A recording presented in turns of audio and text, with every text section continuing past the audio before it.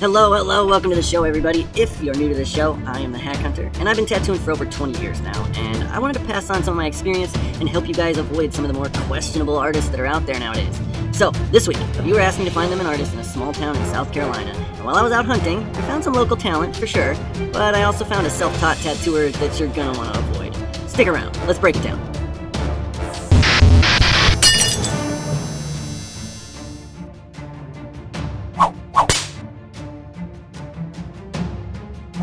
Alright, you guys, this is the hack I wanted to expose today. His name is Adrian Eugene. He is the owner of Ink Icons there in South Carolina, and he is a self-taught artist. 100% self-taught artist. And this is something I want to showcase in this episode, the difference between an artist that takes the hard route where they try to take an easy route where they don't take an apprenticeship, they don't do any formal training or anything, they just try to teach themselves, versus an artist that takes a formal apprenticeship and works around some other quality artists.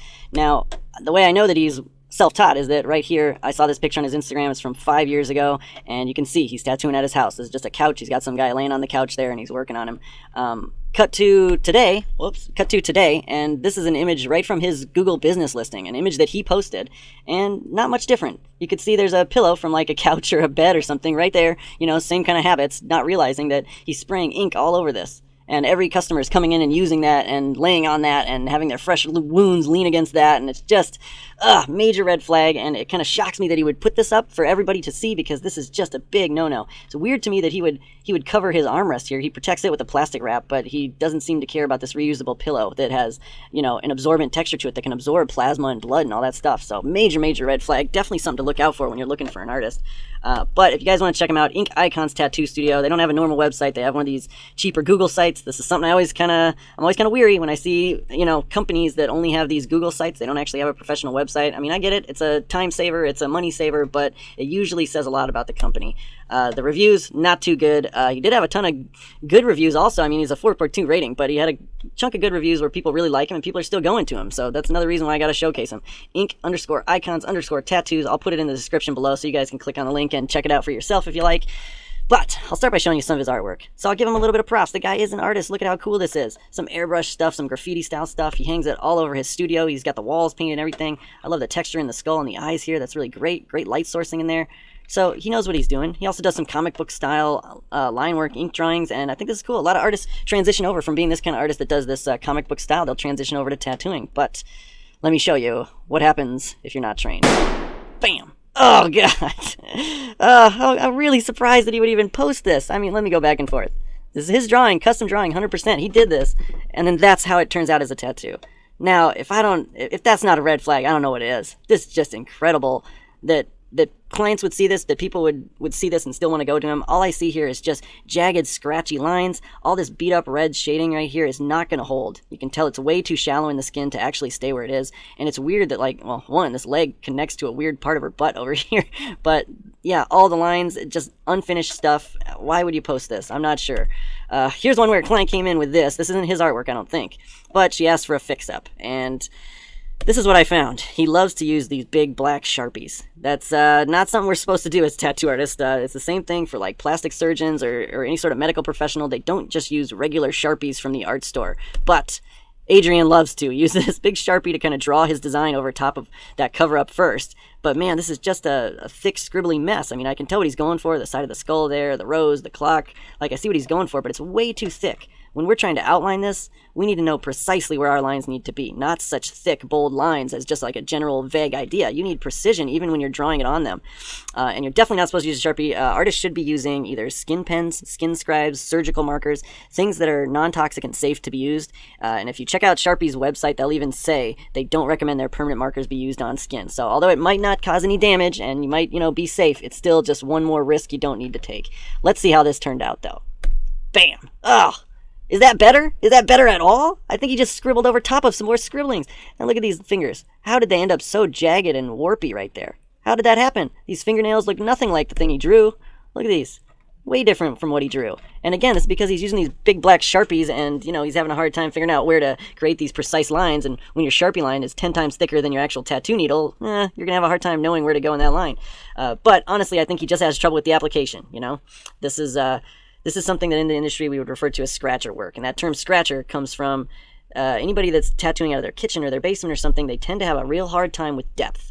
getting their needle to the proper depth and consistently staying there. And so what happens is they end up scratching the surface over and over and over again. They go over their lines 2 or 3 times, just scratching. And you can see that's exactly what he was doing here, just scratching over and over the top. And when this heals, those are so light, it's barely going to be there, and some of the ink will be deeper, some of it will be shallower. Very, very inconsistent though. Not to mention this wiffle ball moon. That's terrible. I hate when people outline moon craters. They look terrible. Here's an example where he went way, way too deep, and I'm going to show you guys how you can tell. First off, the whole thing's glossy and glary, and that usually means that it's scarred. The skin is so welted up and it's glaring like that because it's scarred up. Now, you might notice that the line work here isn't, though. The line work's not glary. It's like dark black and solid.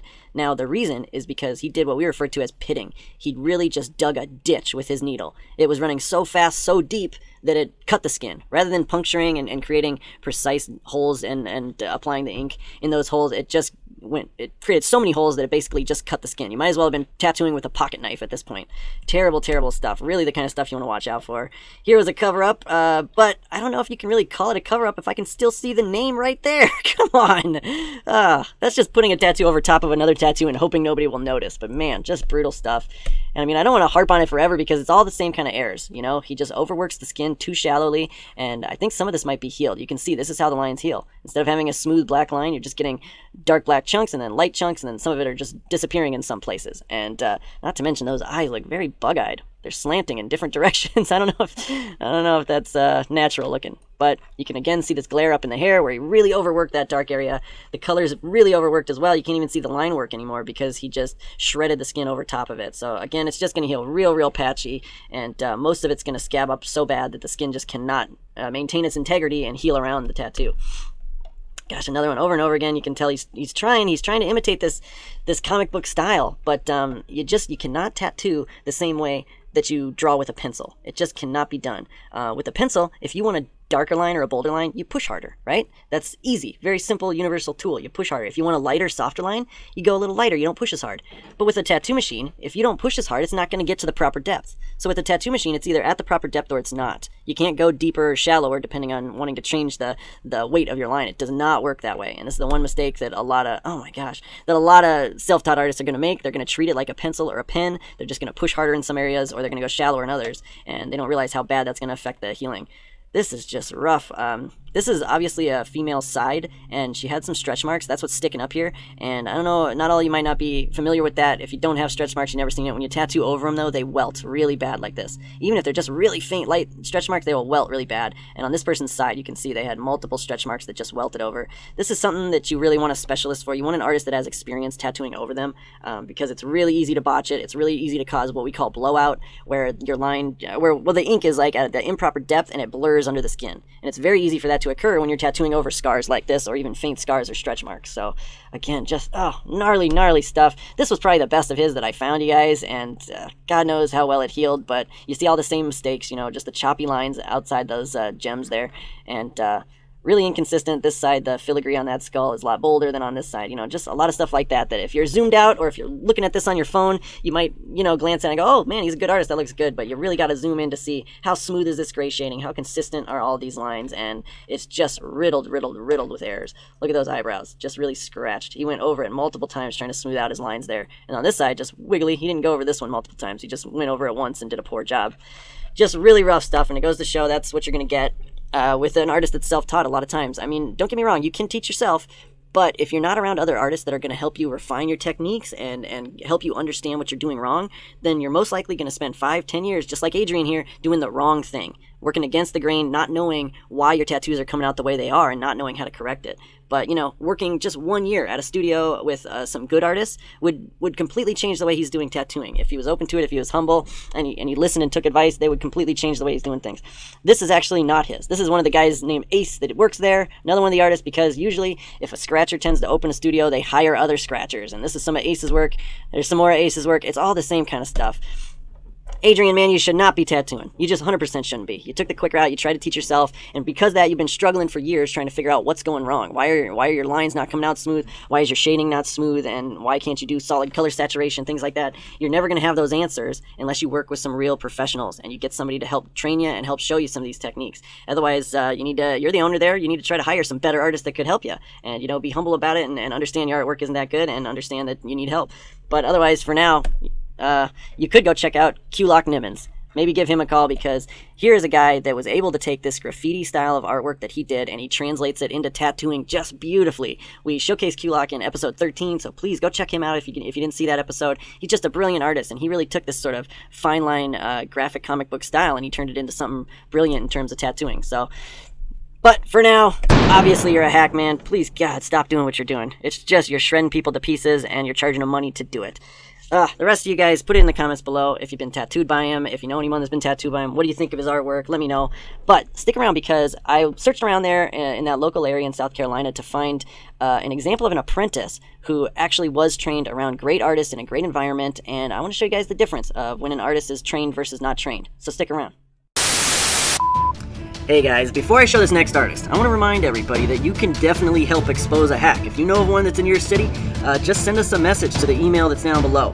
Send their name, the studio, whatever you got, and we'll gladly put them in the show. But don't worry, all submissions are going to be confidential, so have no fear. We're not going to put you on blast for doing a good deed. That's it. Now let's get back to the artwork.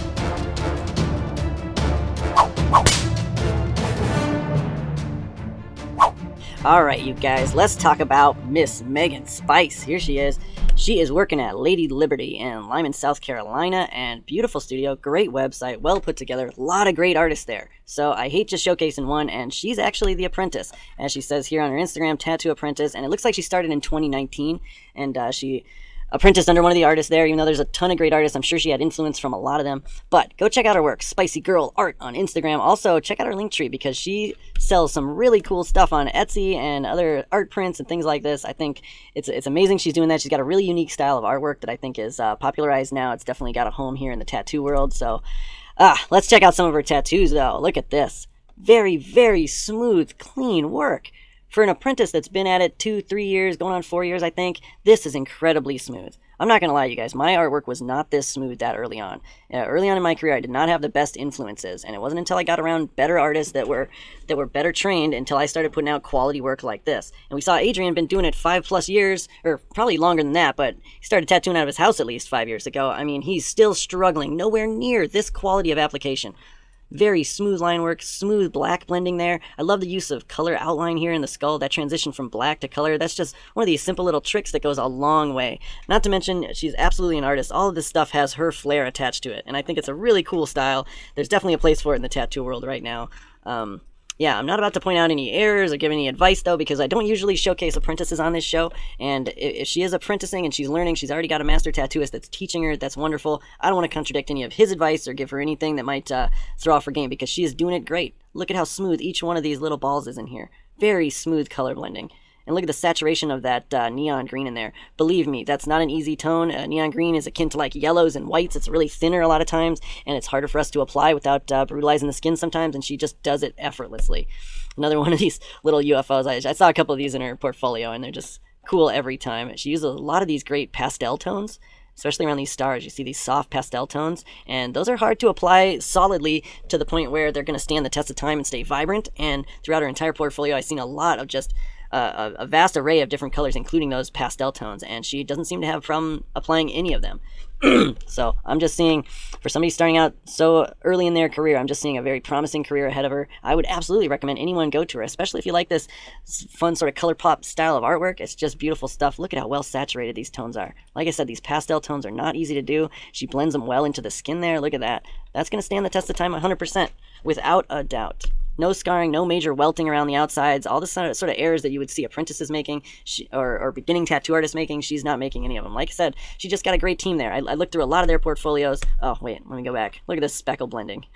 That is something that I would not look forward to doing. But you put in the time, the effort, and look how beautiful that is. Great job on that. Great effort put in there.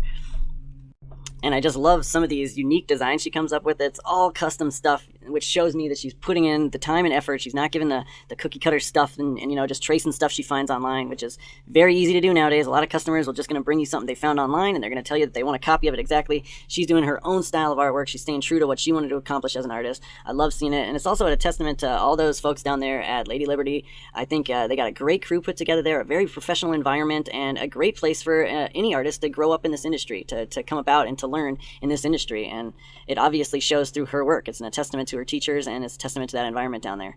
Just really cool stuff. another UFO, but man, I love them every time. I love them every time. Last one here, a little lucky rabbit's foot. Very cool, very clean, American traditional style, but she has her own little twist on it, her own little pop to it. That's what I love to see in the show, and that's the kind of artist I want to showcase, is artists that have a unique style of artwork that stands out amongst the rest. Miss Megan Spice, you're killing it. I loved all of it. I love the artwork. I love your style, and you definitely got you took the professional approach to the industry, and I really hope it goes to show and teach people to take your time to research your artist, because 100% I would rather send and recommend you to clients and send them to you rather than send them to somebody who's been in it 10 years, 15 years, 20 years and been doing it wrong for that whole time. So it just goes to show, if an artist takes the correct approach, it's going to lead to them being miles ahead of somebody else that's just winging it and trying to teach themselves. So keep doing what you're doing, Megan. I was impressed by all of it. You got an incredible career ahead of you. And of course, Hack Hunter approved. Alright, you guys, that's it for this episode. Thanks so much for watching. Don't forget to subscribe. Hit that bell icon so you get notified. We put out new episodes every week. We go to different cities every week, and we might be coming to your city soon.